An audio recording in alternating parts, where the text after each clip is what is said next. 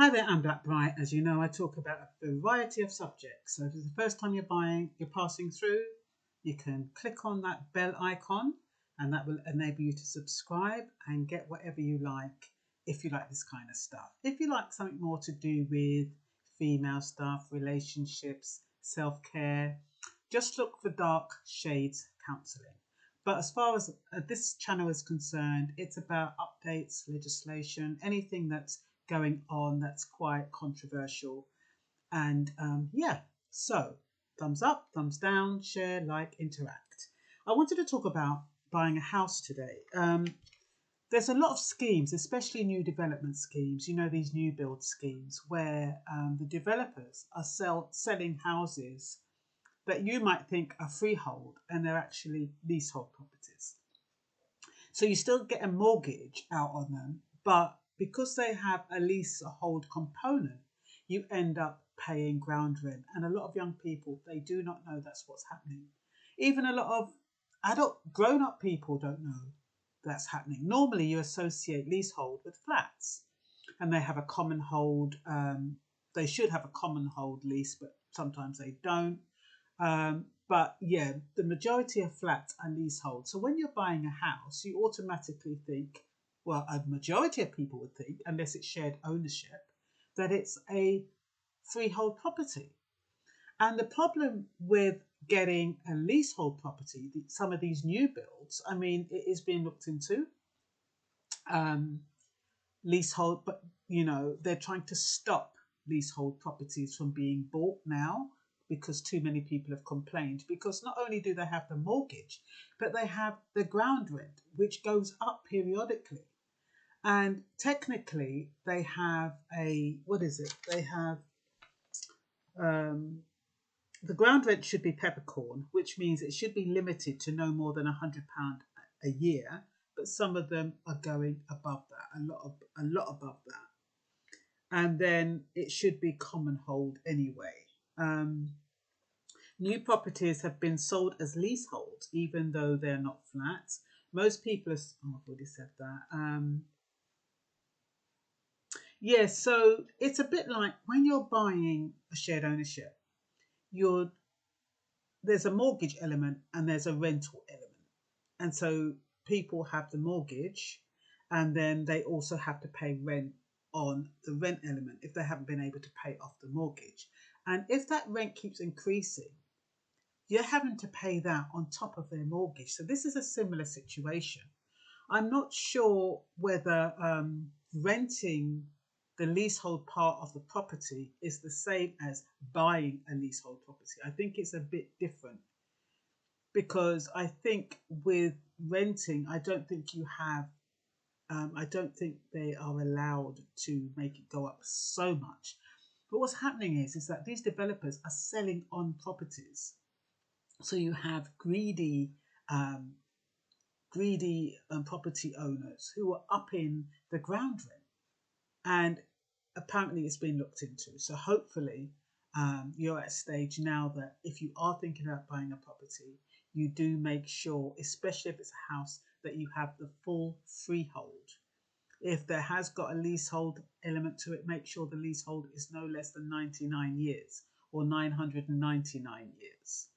Is the ideal. It's supposed to be in perpetuity, really, until you sell it. But sometimes people do try, if you don't know, they try to sell a leasehold property and it's less than 99 years. It's not even worth, you won't be able to sell that property.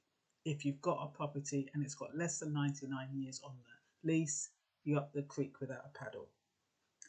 So leaseholders still pay council tax, but some councils are not responsible for the leasehold road and parks. And some new developments are disqualified from being looked after by councils. So in that case, service charge should be deducted from the council tax, but it's not. Leasehold properties may seem cheap at the offset, but they can work out more expensive and difficult to sell because the rent increases. And as the rent increases, when you're ready to sell it, who's going to buy it?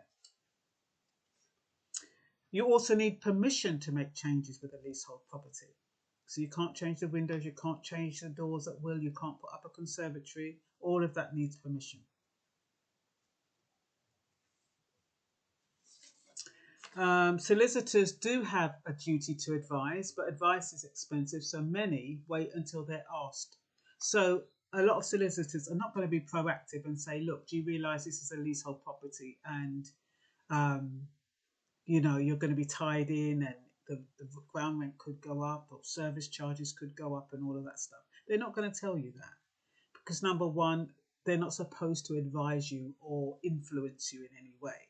If you ask the question, so next time if you're going to buy a property, you can ask the question, look, is there a leasehold element in this property? And if there is, even if you've paid the survey fee, try to find out as much as you can up front, but sometimes even foregoing the survey fee. So you might probably paid $350 for the survey. It's probably better that you let that go and don't buy the property than to think, oh no, I've already paid £350 for the survey.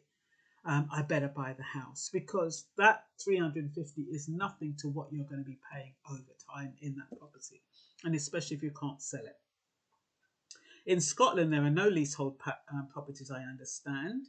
Developers have created the lease terms, that's in England, supported by solicitors and estate agents, and it's usually too late for the buyer. And it's never too late to get out of. Yes, it might cost you a little bit, but if you realise you've made a boo-boo, it's better to get out while you're ahead. Can you imagine being lumbered with a property that you can't sell? Most people are desperate to get onto the property ladder. Leasehold is not on their list of things to consider, and it's only after they realise the implication, like me, that it's too late. So yeah, because leaseholds are made to look attractive. I'm in a shared ownership, so I've paid off the mortgage element, but you've got the rent element now. Down the road, if they decide to up it, at the moment it's very, very reasonable. And I'm not with what do you call them? I'm not with what do you call them? The people who own the leasehold element. I'm not with people who are trying to rip us off. So ours have probably gone up maybe £10 over 4 years.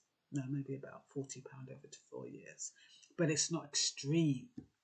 But when you go into the private sector where they're renting out that section, it can double, treble. I mean, one guy said he started off paying £62 a year, and it ended up going to £162. That's a big jump. So with new builds, property developers make them place reservations as soon as possible, and that's to get them in, that's to draw them in, make it look attractive. And they also tend to use their own financial advisors, mortgage advisors, and lawyers to save time. So that's what they tell you. But if you use their own people, you're not going to have anybody who's got your back. And at least if you have your own private solicitor, they might raise things that you wouldn't normally think about, and what the property developers, solicitors definitely won't want to raise, because it's not in their interest to raise it. And that's all I wanted to really say about that. So just stay away from leaseholds if you can, unless of course it's a flat, and then it has to be leasehold. And at least you're aware about service charges and you're aware about ground rent. That when you're buying a house, it's not the same. You buy a house and you think, yeah, I can do whatever I want with this house. And then to find out you can't, it can be a bit of a blow. And that's all for now. Bye-bye.